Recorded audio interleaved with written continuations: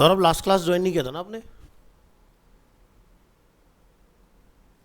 Yes sir. ठीक है, wait कीजिएगा, मैं भी आपको कॉल कर रहा हूँ।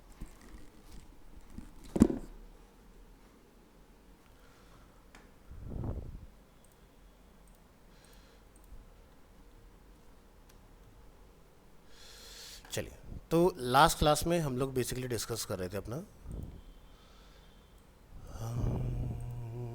Select data. सो सेलेक्ट डेटा वाली फाइल को अपन ओपन करेंगे ब्राउज़र में। यहाँ से ओपन करेंगे एडमिन, यहाँ लिखेंगे 08 to 9 अप्रैल मंथ, और यहाँ पर सेलेक्ट डेटा फाइल को ओपन करेंगे। सो अगर आपने किसी डेटाबेस के अंदर टेबल से कोई डेटा सेलेक्ट करना है, यानी कि उसको फ्रंट एंड पर लेके आना है, तो उसका प्रोसेस ज़रा हम समझ लेते हैं। सो PHP MySQL select data from a MySQL database. The select statement is used to select data from one or more table. तो क्वेरी क्या लिखेंगे? सेलेक्ट कॉलम का नेम, अगर आप पर्टिकुलर टेबल में से किसी कॉलम का डेटा लेकर आना चाह रहे हैं, like first name, last name, email, जो भी है, फ्रॉम टेबल का नेम। और we can use the star character to select all columns from a table. Like इसके लिए जाएगा code select star from table का नेम। तो इसको लिखने से क्या होगा, जितना भी उसके अंदर नंबर ऑफ कॉलम्स है, लाइक जैसे ID, first name, last name, email, registration date, सब कुछ आ जाएगा डेटा। बट जब फ्रंट एंड पर हम लोग उसको प्रिंट करेंगे, जैसे यहाँ पर आप देख रहे हो, तो आपको वो सेलेक्टेड फील्ड टाइप करने पड़ेंगे, किस किस फील्ड से आप डेटा लेना चाह रहे हो। लेकिन रिक्वेस्ट में आपके पास क्वेरी में पूरा डेटा बैकएंड से आ चुका होगा। तो जैसे कि select data with MySQL I stand for improve the following example, select the ID, first name and last name columns from the my students table and display it on the page. तो इसके लिए हमने क्या code किया, ज़रा पीछे समझने की कोशिश करते हैं। तो यहाँ पर आप देखें, सबसे पहले हमारा कनेक्शन बनाने का प्रोसेस, जो कि कॉमन चल रहा है डे 1 से। उसके बाद हम क्वेरी लिख रहे हैं SQL equal to select ID, first name, last name from table का नेम। देन रिजल्ट कर रहे हैं हम लोग यहाँ पे एक वेरिएबल के अगेंस्ट की कनेक्शन, जिससे हम लोग बैकएंड में कनेक्ट हो रहे हैं, और क्वेरी चला रहे हैं SQL की। तो ये जो हम लोग लिख रहे हैं, ये हम लोग चाहे तो डायरेक्ट क्वेरी में भी लिख सकते हैं, तो भी ये एक्सेप्टेबल है, कोई ऐसी दिक्कत नहीं है। बट अलग अलग डिफाइन कर ले तो थोड़ा सा कोड रिफाइन हो जाता है। देन अगर हम लोग यहाँ पर रिजल्ट जो है, नंबर ऑफ रोज अगर देख रहे हैं कि ग्रेटर देन 0 है, तो वो लूप हो जाए, अदरवाइज रिजल्ट आ जाए कि 0 रिजल्ट्स फाउंड। तो हमने यहाँ पर देखा कि अगर ग्रेटर देन 0 है, यानी कि 0 से ज़्यादा रिजल्ट हमारे बैकएंड में है क्वेरी के अंदर, क्योंकि क्वेरी का रिजल्ट कहाँ आ रहा है, रिजल्ट वेरिएबल के अंदर। तो हम यहाँ पर लूप चलाएंगे while $row equal to $row predefined नहीं है, कुछ भी रख सकते हैं, बट क्या होता है, डेटा रो वाइज स्टोर होता है वहाँ पर, तो इसलिए रो का हम लोग यूज़ कर रहे हैं। तो आप रोज़ लिख लो, रो लिख लो, चॉइस इज योर। रिजल्ट जो हमने यहाँ डिफाइन किया है, और यहाँ पर हम लोग फैच एसोसिएटिव एरे का यूज़ करेंगे। एसोसिएटिव एरे से मतलब क्या है, हमारा एसोसिएटिव एरे का काम ये होता है, जैसे फर्स्ट नेम की हो गया और उसके अंदर वैल्यू लाइक जैसे कि तुषार, सौरभ, नीरज, इस तरह से। तो यहाँ पर हमारे पास की क्या हो गई, जैसे आप एको कर रहे हैं डेटा आईडी, तो हम लोग लिखेंगे रो, और रो में हम लोग बैकएंड में जो हमारा कीवर्ड स्टोर है आईडी, उसको यहाँ पर कॉल करेंगे। फिर लिखेंगे फर्स्ट नेम, तो यहाँ पर फर्स्ट नेम अपना आ गया इसके अंदर, और इसी तरह से उसके बाद में लास्ट नेम। तो ये नेम जो है एग्जैक्ट आपके यहाँ जो आपने लिखे हुए इनसे मैच होने चाहिए, मिसमैच नहीं होने चाहिए, अदरवाइज आपको रिजल्ट नहीं मिलेगा। सो जब हम लोगों ने फ्रंट एंड पर देखा, तो बैक एंड में हमारी ये सारी एंट्रीज अवेलेबल थी। ID is 1, name is Nitin, ID is 2, name is Neeraj, इस तरह से हमारा पूरा डेटा इसमें डिस्प्ले हो रहा है। तो अगर डेटा है तो इफ़ वाला प्रिंट हो जाएगा, अगर डेटा नहीं है तो एल्स आपका प्रिंट हो जाएगा, यानी कि लिखा आएगा 0 रिजल्ट्स।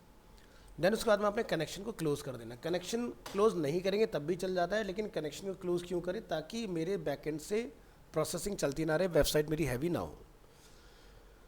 कोड को समझेंगे, code line to explain. First, we set up an SQL query that select the ID, first name and last name column from the My Student table. The next line of code runs the query and puts the resulting data into a variable called result. Then the function number underscore rows check if there are more than 0 rows returned. If there are more than 0 rows returned, the function fetch associative puts all the results into an associative array that we can loop through. The while loop loops through the result set and outputs the data from the ID, first name and last name column.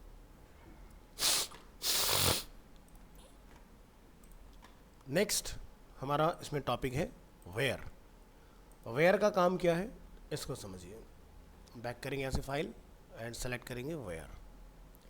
The where clause is use to filter records.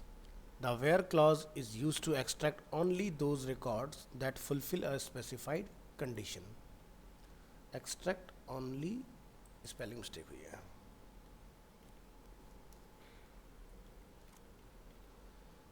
And refresh. तो इसके लिए आपका query चलता है select column का name from table name, where column का name and operator value. Operator value से मतलब क्या? Operator means equal to. सो यहाँ पर हम लोग लिखेंगे select and filter data with MySQL. The following example select the ID, first name and last name column from the my students table where the last name is Thapa and display it on the page. तो हमारे इस page में 3 times हमने थापा का use किया था. ठीक है, अगर आप बैकएंड खोल के देखेंगे यहाँ पर, तो यहाँ से हम लोग एडमिन ओपन करेंगे.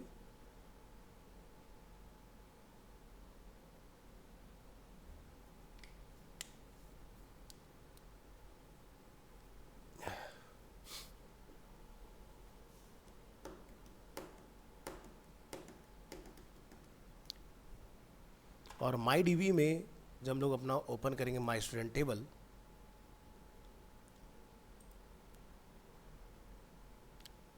तो आप यहाँ देखेंगे सुमित थापा, सुमित थापा एंड सुमित थापा 3 टाइम्स यहाँ पर अवेलेबल है.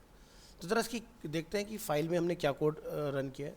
तो यहाँ पर आप देखेंगे कनेक्शन तक का सब कुछ सेम रहेगा. एसक्यूएल में हम लोग लिख रहे हैं select ID, first name, last name from students, मतलब सब कुछ यहाँ तक सेम है. बस नया क्या है? Where last name equal to Thapa. अगर हमारा कहीं पर लिखा है उसको लेके आओ. बाकी सब कुछ सेम रखा हमने, कोई चेंज नहीं है. बस यहाँ के हमने जब रन किया तो हमें अब एंटायर डेटा ना मिलके वो डेटा मिला जहाँ लास्ट नेम में थापा स्टोर है. अब जैसे सुमित थापा हो सकता है, रोहित थापा हो सकता है, तो जिनके भी सरनेम थापा है वो सारे डेटा में फ्रंट एंड पर फिल्टर होके आ जाएंगे. तो हम लोग वेयर क्लॉज का यूज़ कहाँ करते हैं? जहाँ पर हमें रिकॉर्ड को फिल्टर करना हो. ठीक है, तो ये रहेगा आपका इसके लिए. फिर आता है ऑर्डर बाई.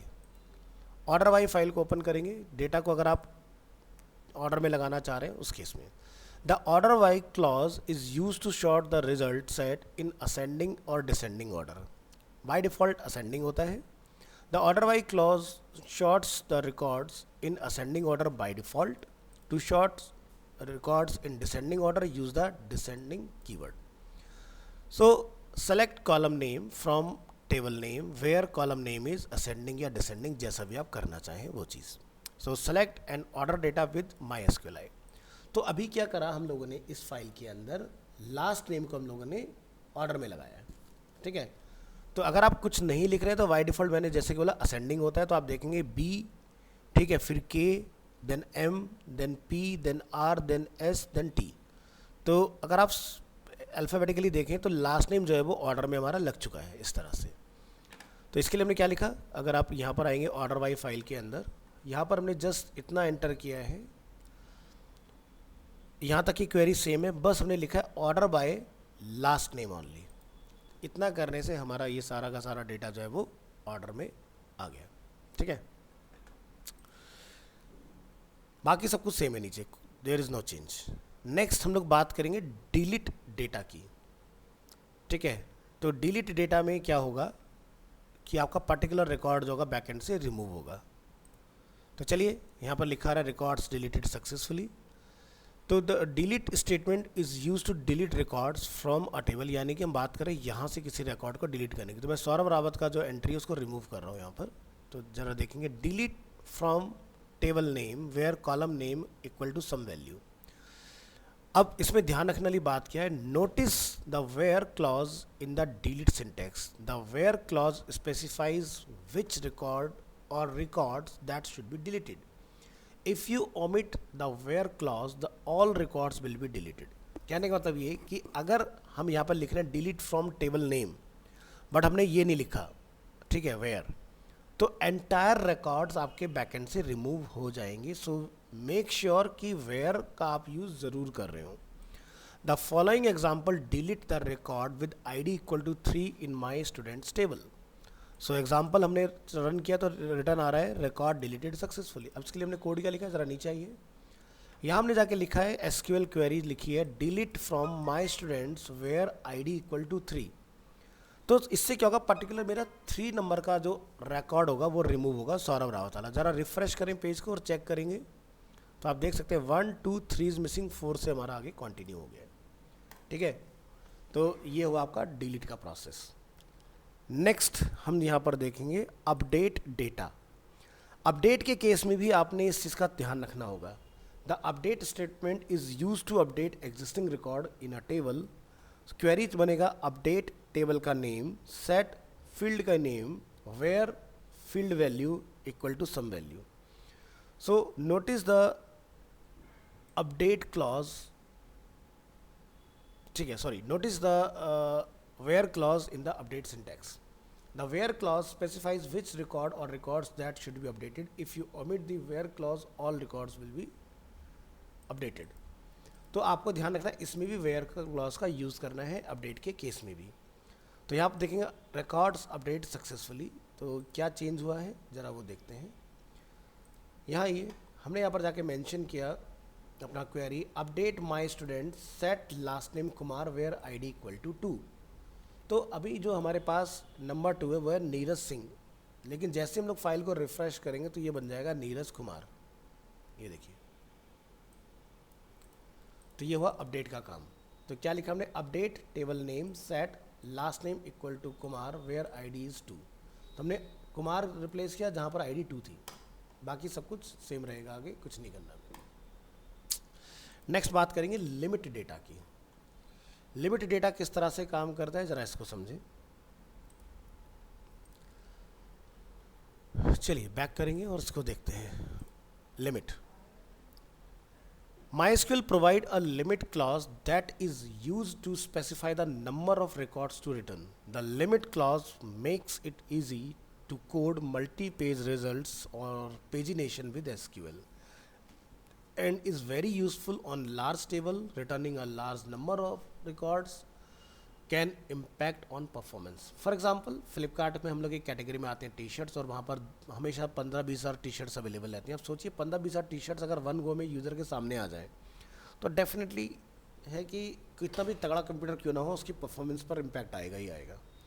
सो फ्लिपकार्ट क्या करता है उस केस में, आपको डेटा को 40-40 करके आपको डिलीवर करता है स्क्रीन पर। इससे क्या होता है, लोडिंग फास्ट रहती है और यूज़र को डिसीजन लेने में आसानी होती है, क्योंकि भाई सीधी सी बात है नंबर ऑफ ऑप्शंस अगर इतने ज़्यादा देंगे तो यूज़र डेफिनेटली कंफ्यूज होगा ही होगा उस केस में। तो दोनों ही केस हैं, एक यूज़र एक्सपीरियंस के पॉइंट से, दूसरा सिस्टम के परफॉर्मेंस के पॉइंट से। So assume we wish to select all records from 1 to 30 inclusive from a table called order. The SQL query would then look like this. तो query क्या बनेगी, SQL equal to select all data from orders, limit is 30.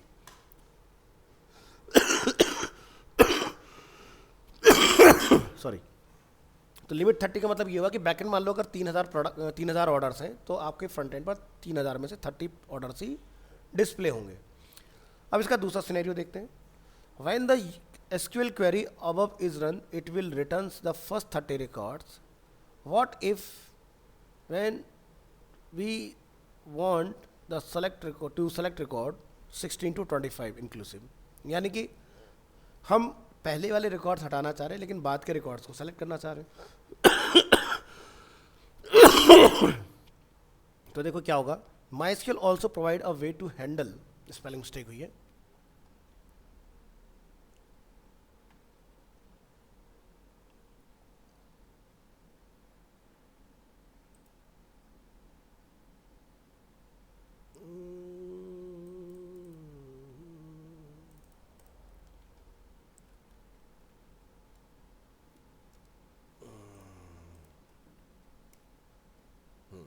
अभी ठीक है।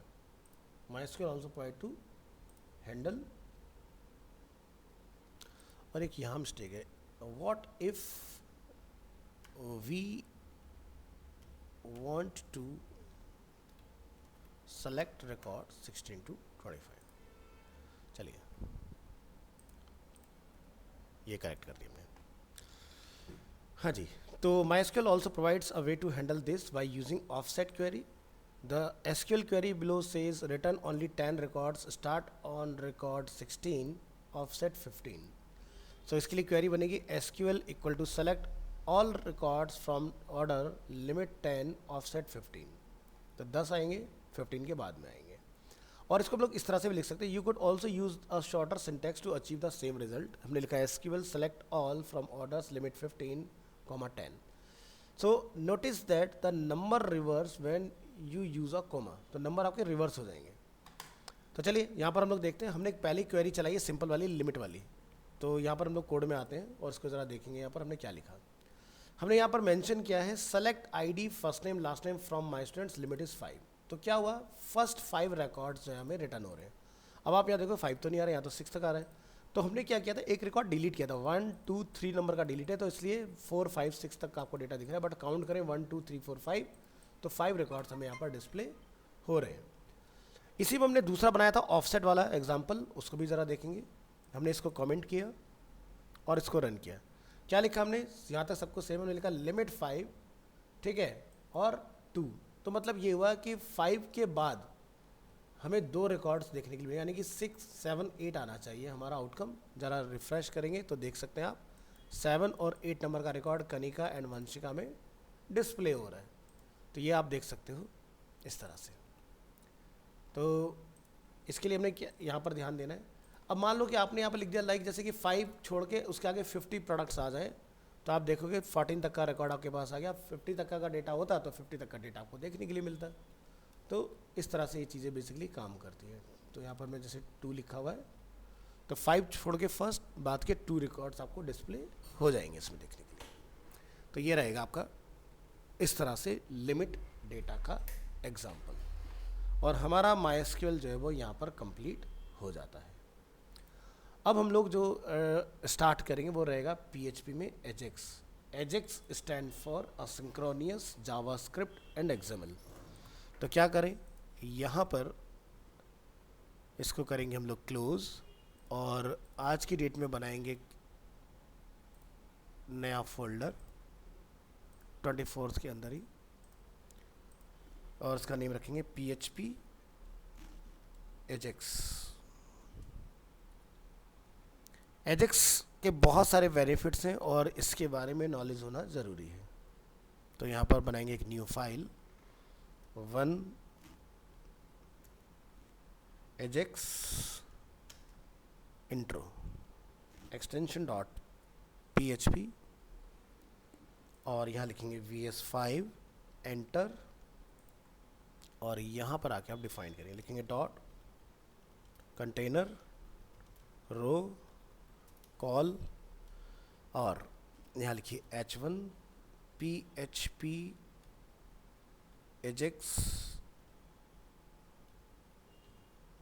Introduction, HR H2, यहाँ लिखेंगे हम लोग what is AJAX,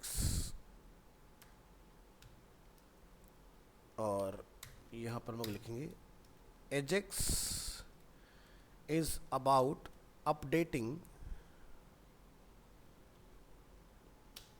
parts of a web page without reloading the whole page. मतलब इसका बेनिफिट रहेगा कि आप पूरे पेज को बिना रिलोड कराए पर्टिकुलर पेज के किसी सेक्शन को रिफ्रेश करा सकते हो. सो AJAX इक्वल टू, इसकी फुल फॉर्म होती है एसिंक्रोनियस, ASYNCHRONOUS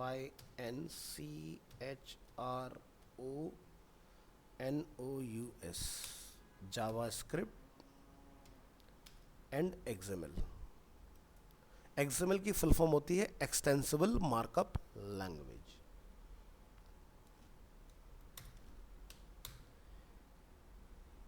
AJAX is a technique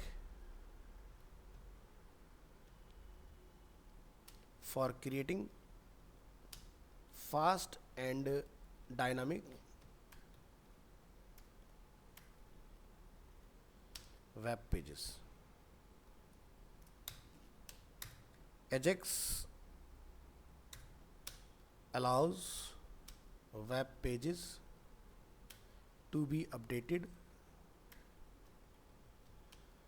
asynchronously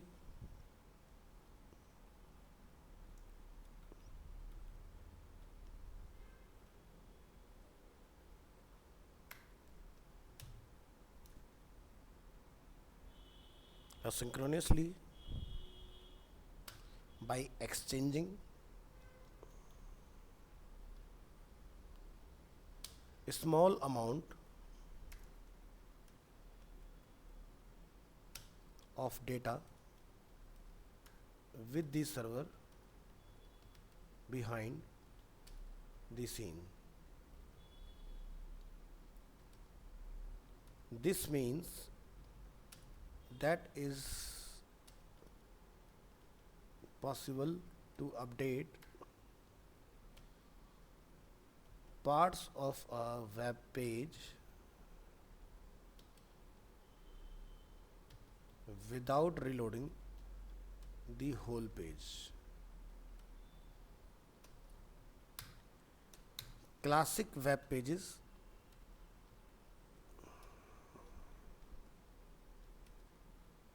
which do not use Ajax must reload the entire page if the content should change. Example of applications: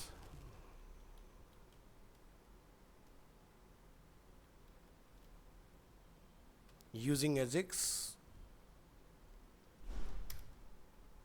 like Google Maps, Gmail, YouTube and Facebook tabs. ठीक है, तो for example अगर हम लोग यहाँ पर आते हैं अपने पेज में और जीमेल में आते हैं तो आप देख रहे हैं कि ऊपर कोई रीलोडिंग नहीं हो रहा और डेटा चेंज हो रहा है. देखो यहाँ पर कोई लोडिंग आ रहा है हमारा, नहीं आ रहा ना. सो ये बेनिफिट होता है एजेक्स होने का, यानी कि पर्टिकुलर एरिया में आपका डेटा जो है वो अपडेट होता रहता है बिना किसी रिफ्रेशिंग के. So this is a core strength of Ajax. अब काम कैसे करता है एजेक्स, ज़रा उसको समझते हैं.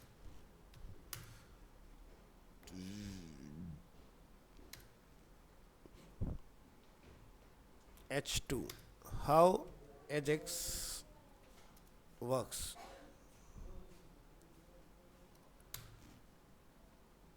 तो यहाँ पर हम लोग यूज़ कर लेते हैं और इसमें यूज़ कर लेंगे IMG SRC.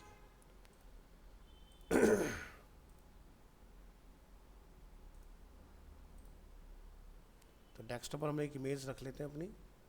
हमारा फोल्डर का नेम है C drive, XAMPP, htdocs.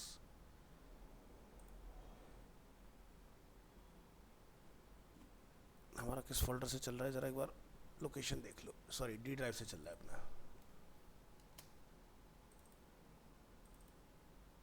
Images और इसमें एजेक्स.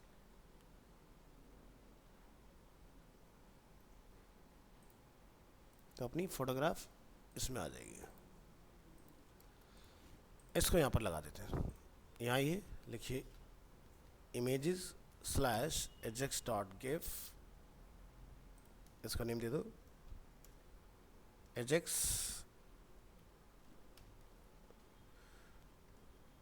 वर्कफ्लो. और इस फाइल को आपने ब्राउज़र में जाके रन कर लेना है. क्लिक करेंगे बैक रिफ्रेश एजेक्स और ये अपनी फाइल. तो देखो एजेक्स काम कैसे करता है. ये है हमारा ब्राउज़र. ठीक है, यहाँ से हम लोग रिक्वेस्ट करते हैं इंटरनेट के थ्रू. हमारी रिक्वेस्ट सर्वर पर जाती है और सर्वर से वापस लौट के इंटरनेट के थ्रू हमारे ब्राउज़र में अपडेट हो जाती है. सो जैसे एक इवेंट ओकर हुआ, यूज़र ने क्लिक किया तो यहाँ से एक XML HTTP रिक्वेस्ट जाएगी और यहाँ से रिक्वेस्ट आपकी सेंड होगी. आपकी रिक्वेस्ट सर्वर पर जाके प्रोसेस होगी एंड रिस्पॉन्स बनेगा उसके थ्रू, और फिर वापस से हमारा रिस्पॉन्स होगा, रिटर्न होगा और डेटा हमारा डिस्प्ले होगा, देन पेज का कंटेंट हमारा अपडेट हो जाएगा। बट ये प्रोसेस इतना फास्ट होता है कि हमें लगता है कि जैसे एक नया पेज ओपन हुआ, बट ऐसा कुछ होता नहीं है। आपका इसी जगह पर डेटा जो होता है अपडेट होता रहता है। जैसे एग्जांपल के तौर पर अगर हम लोग आज तक की वेबसाइट पर आए हैं तो आप यहाँ देखेंगे आज तक 82 एंड प्राइम टाइम, हम यहाँ क्लिक करते हैं, ठीक, आज तक का डेटा यहाँ आ गया, यहाँ पर क्लिक किया, प्राइम टाइम का डेटा आ गया। तो पहले के टाइम में जितना भी हमारा ये टैब वगैरह के थ्रू जो काम होता था ना, ये एजेक्स के थ्रू ही होता था। फिर बाद में जेक्वेरी आ गया, उसने इसको थोड़ा सा कम कर दिया। बट बैकएंड से जैसे मान लो कोई डेटा अगर आप अपडेट करना चाह रहे हो, वो भी पूरे पेज को बिना लोड कराए, तो उस केस में एजेक्स का आपने यूज़ करना है। चलिए ट्राई करेंगे इसके। यहाँ पर जाएंगे, लिखेंगे HR for horizontal rule, H2। Ajax is based on internet standards.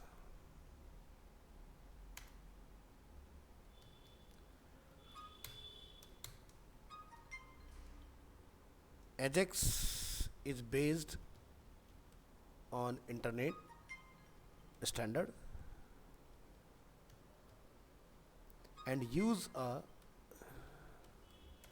combination of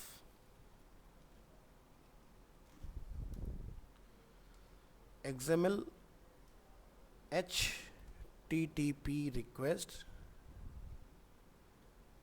object to exchange data asynchronously with a server. JavaScript DOM stand for document object model, to display, interact with the information.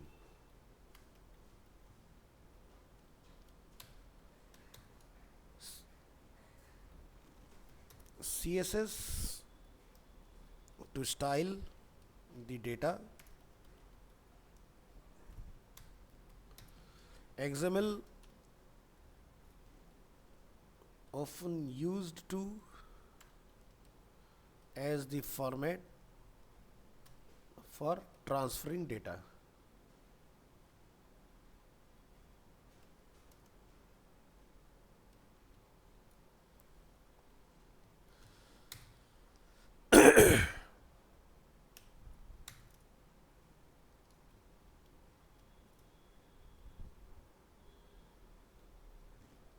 देखिए P class is mark and padding is 5. Ajax applications are browser and platform independent.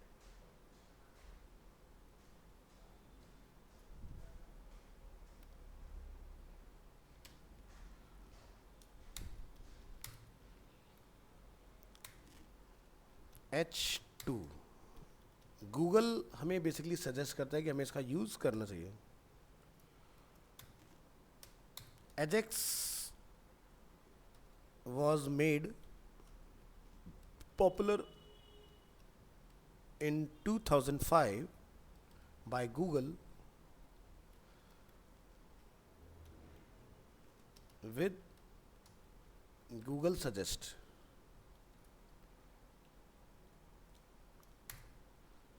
Next, Google Suggest is using Ajax to create a very dynamic web interface. When you start typing in Google search box a JavaScript sends the letter of to a server and the server returns a list of suggestion.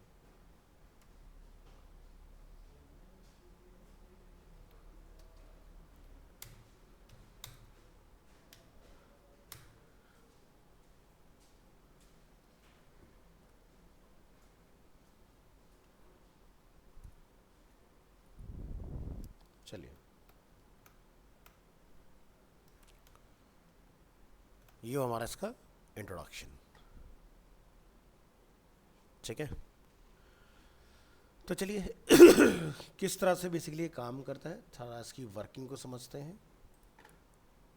यहाँ ये एक new file बनाइए, save as number 2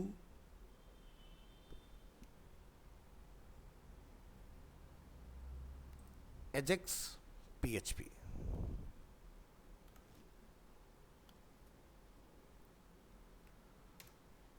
ये अपना second file, यहाँ ये लिखिए php ajax and php, और यहाँ हम लोग लिखेंगे ajax is used to create more interactive applications. Ajax PHP example,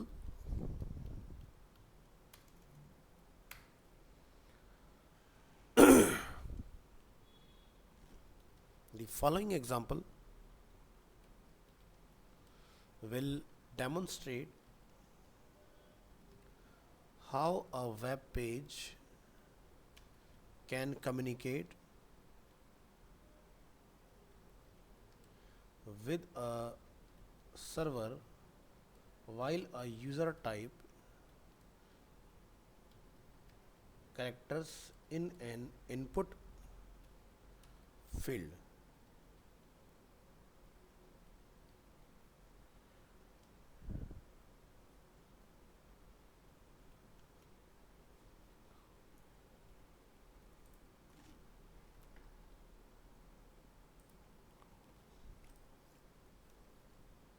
चलिए,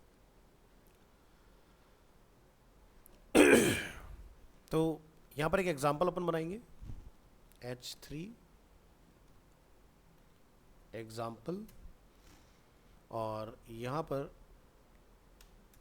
हम लिख लेते हैं strong start typing a name in the input field below. तो जैसे हमने यहाँ पे एक फॉर्म बना लेते हैं, और यहाँ पर हम जाके अपना डिफाइन कर लेंगे चीज़ों को। तो हमने जैसे कि लेवल डिफाइन किया, लेवल हम लोग डिफाइन करें फॉर नेम, और नेम है लाइक फर्स्ट नेम, एंटर करेंगे, लिखेंगे input type text, ID is F name, name equal to F name, and on key up हम यहाँ पर एक अपना शो हिंट के नाम से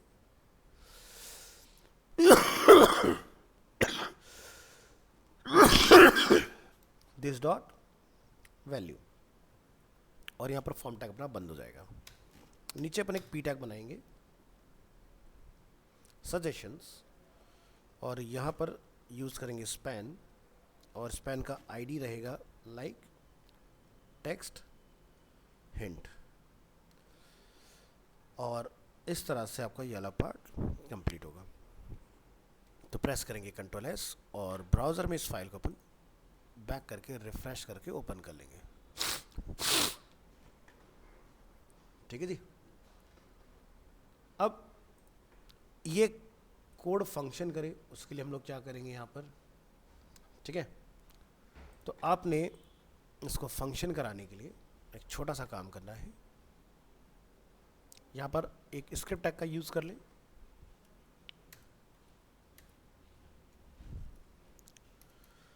एंटर करेंगे, एक फंक्शन बना लेंगे यहाँ पर लाइक शो हिंट। ये शो हिंट जो है ये वाला फंक्शन जो हमने यहाँ पर कॉल किया हुआ है, इसमें एक पैरामीटर पास कर लो स्ट्रिंग। एंटर, यहाँ लिखेंगे if condition if str dot length 0, तो क्या होगा, तो यहाँ लिखेंगे document dot get element by ID. ID हमने बनाई है यहाँ पर टेक्स्ट हिंट के नाम से, लिखेंगे text hint inner HTML is blank, और यहाँ से हम लोग रिटर्न करेंगे, लिखेंगे else variable XML HTTP equal to new XML HTTP request, और फिर हम लोग यहाँ पर डिफाइन करेंगे XML HTTP on ready state change equal to function if this dot ready state 2 times equal to 4 and this dot status 2 times equal to 200। ठीक है, तो यहाँ पर document dot get element by ID text hint inner HTML this dot response text, और इसके बाद में आपने इसको क्लोज कर लेना है नीचे। Next, request page from server with parameter pass through URL, देखेंगे XML HTTP ओपन गेट, और यहाँ पर शो हिंट PHP या गेट हिंट PHP जो भी आप फाइल बनाना चाहें उसको आप यहाँ पर यूज़ करा लोगे, और यहाँ पर XML HTTP सेंड। इतना काम आपने कर लेना है और ये हमारा जो कोड है वो कंप्लीट है। तो जो आपकी फ़ाइल है, ठीक है, शो हिंट डॉट PHP, उसमें उस फाइल को आपने यहाँ पर सेव करके रखना है अपने साथ में, ताकि जब कोई यूज़र टाइप करे उसके अंदर तो वो नेम वगैरह वहाँ पर डिस्प्ले हो। तो जैसे एग्जांपल के तौर पर हम क्या करेंगे, एक फ़ाइल बनाएंगे show hint dot PHP, right click here dot PHP, और इस फाइल में जाके आपने वो सारे जो वैल्यूज़ हैं उनको स्टोर करा देना है। तो चलिए क्या करेंगे, जैसे कि हम अपने कुछ स्टूडेंट्स के नेम यहाँ पर ले लेते हैं। तो इधर आइए,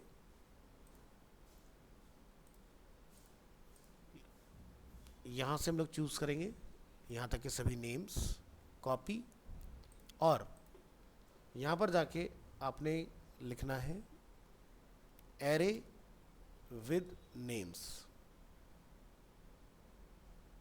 इस फाइल के अंदर। एंटर करेंगे और यहाँ जाके आप डिफाइन करेंगे dollar,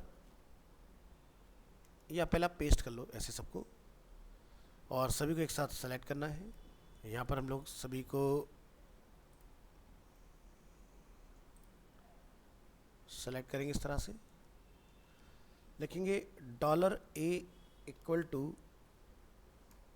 A array equal to, इस तरह से कोट कोट और एंड में semicolon.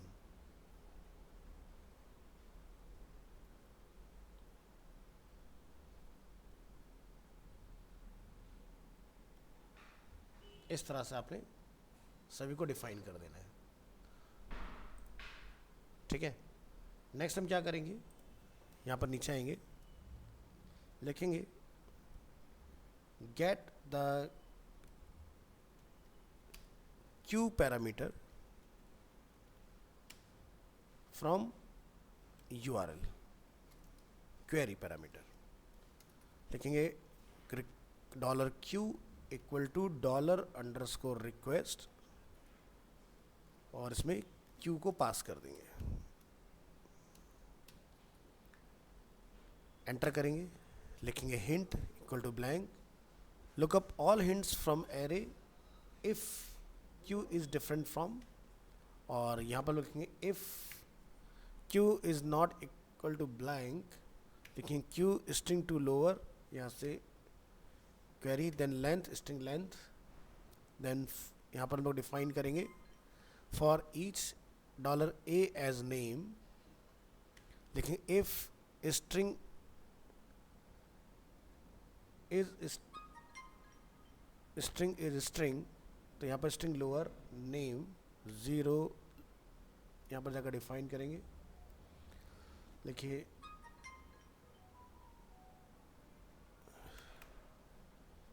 String is string, dollar Q सब string,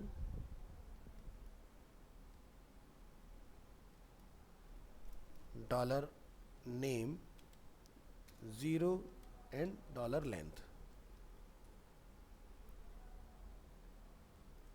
curly braces up and लिखिए इफ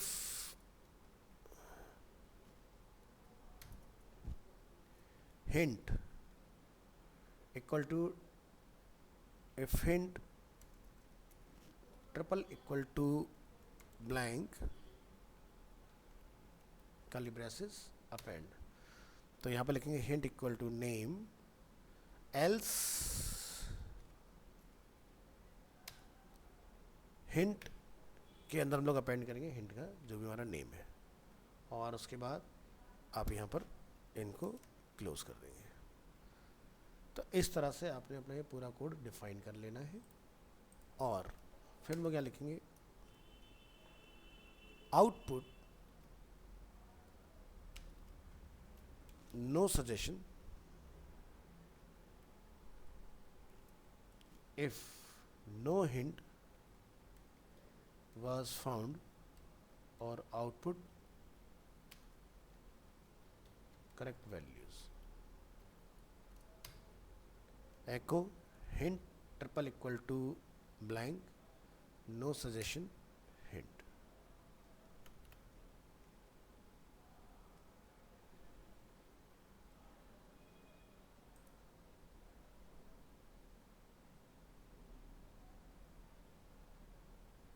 ठीक है, तो ये अपनी एक फाइल यहाँ पर बन गई शो हिंट के नाम से, और इसको अब आप यहाँ पर चला के देखोगे। रन करेंगे इस फाइल को, ब्राउज़र में आएंगे, रिफ़्रेश करेंगे, और हम यहाँ पर कुछ डाल के देखते हैं वैल्यू।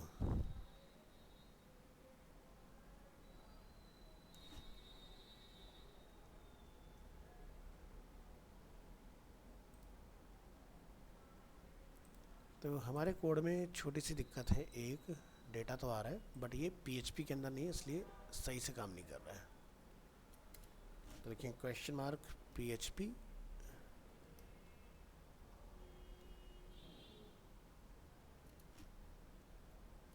ऐसे ट्राई करें फिर से।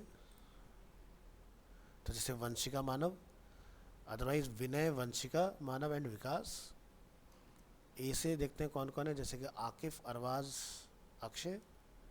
बी से कौन कौन है, नो, सी, डी से दीपू कुमार राव एंड दिव्या। तो इस तरह से हमारे हिंट से हम इसमें काम करना स्टार्ट कर चुके हैं। ठीक है, तो ये बेसिकली ऐसे काम करता है। तो ये हुआ बेनिफिट एजेक्स को यूज़ करने का। चलिए इसको ज़रा एग्जांपल को एक्सप्लेन करेंगे। यहाँ पर हमारा फॉर्म होता है ओवर, नीचे आएंगे, यूज़ करेंगे HR H2 example explain.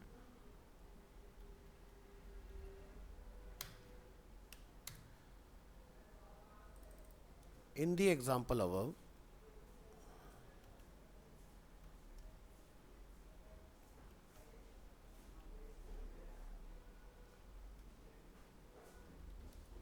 show hint when a user types a character in the input field, a function called code show hint।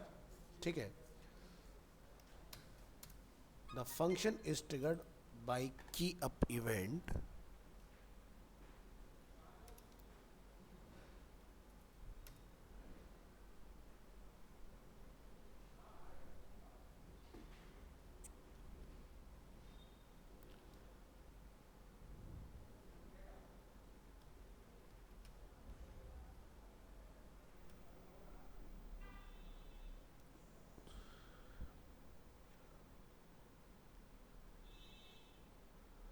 और इसका एग्जाम्पल यहाँ से लेके यहाँ तक अवेलेबल है।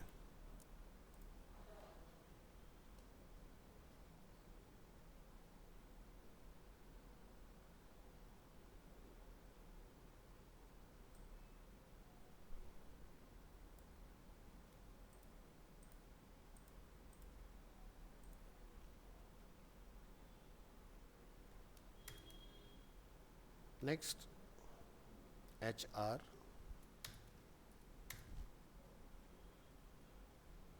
और ये हम लोग मेंशन करेंगे कोड एक्सप्लेनेशन।